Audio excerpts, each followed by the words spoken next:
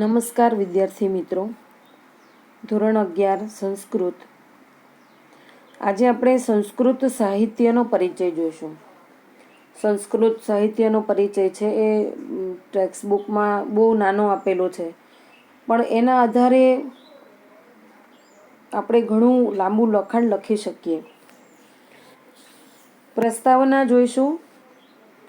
સંસ્કૃત સાહિત્યના મુખ્ય બે વિભાગ છે, એક વૈદિક સાહિત્ય અને બે પ્રશિષ્ટ સાહિત્ય. વૈદિક સાહિત્યના આદ્ય એટલે અત્યારના જે ગ્રંથ છે તે ઋગ્વેદ, યજુર્વેદ, સામવેદ અને અથર્વવેદ એમ 4 વેદ છે.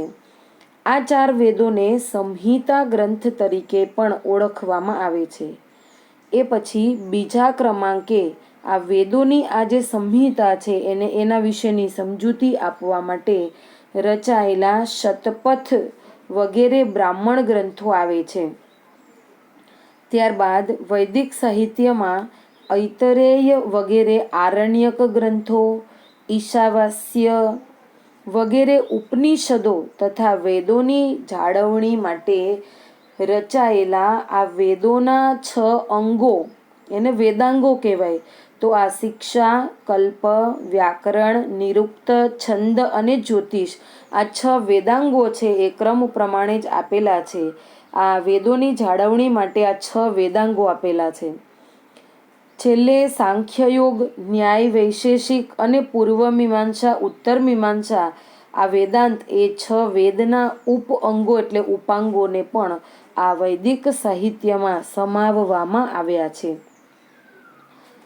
ઉપર જોયું તેમ વૈદિક સાહિત્યનો પ્રારંભ શરૂઆત વેદની સંહિતાઓથી થાય છે. વેદની આ સંહિતાઓ 4 છે: ઋગ્વેદ, યજુર્વેદ, સામવેદ અને અથર્વવેદ. એટલે કે આપણા 4 વેદો છે એ વેદો એને સંહિતાઓ કહેવામાં આવે છે.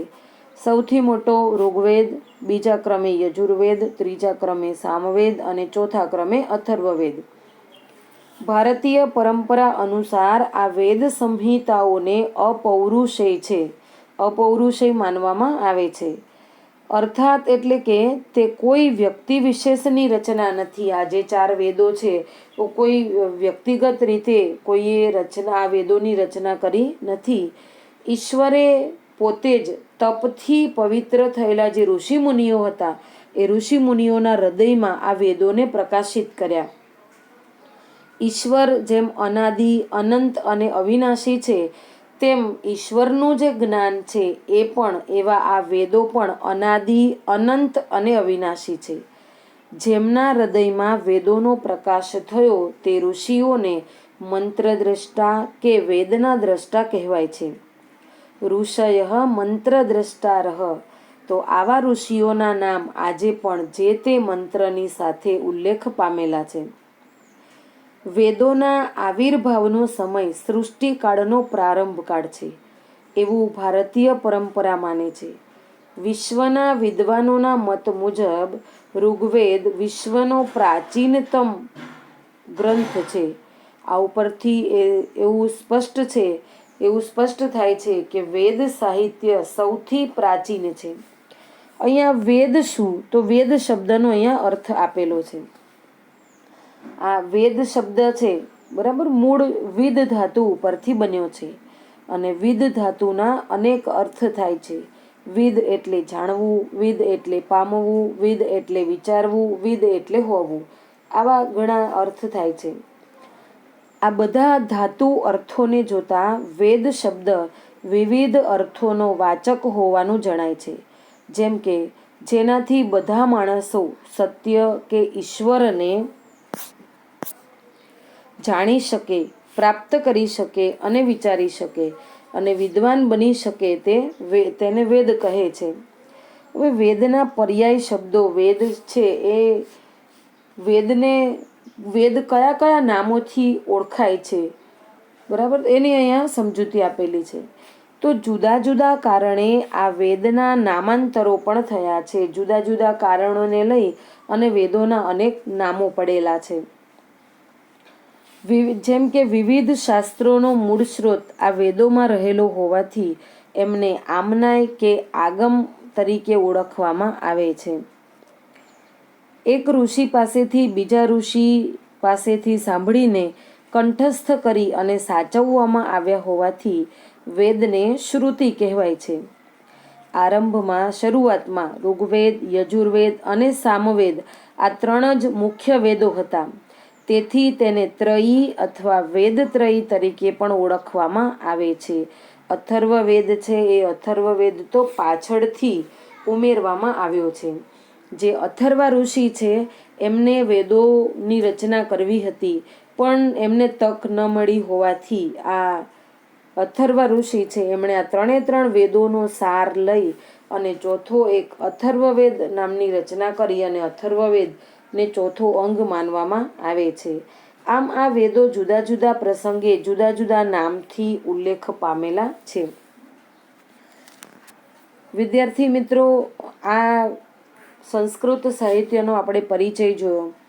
એમાંથી એવો પ્રશ્ન પૂછાય કે વેદો અથવા વૈદિક સાહિત્યનો વિસ્તૃત પરિચય આપો.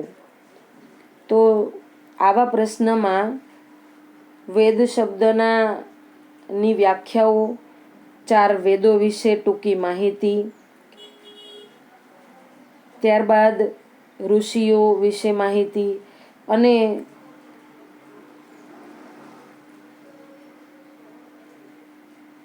જે ભક્તિ યોગ, જ્ઞાન યોગ, કર્મયોગ, આમાં આ વેદોમાં જે ત્રિવેણીનો સંગમ થયો છે અને એના આધારે જે વેદો રચાયા છે એના વિશે આપણે લખી શકીએ. બીજો એક આટલા નાની ટૂંકનોંધ પરથી એવો પણ પ્રશ્ન પૂછાય કે વેદ અથવા વૈદિક સાહિત્યનું મહત્વ દર્શાવો. કે વેદોનું અને વૈદિક સાહિત્યનું શું મહત્વ છે સમાજમાં, બરાબર?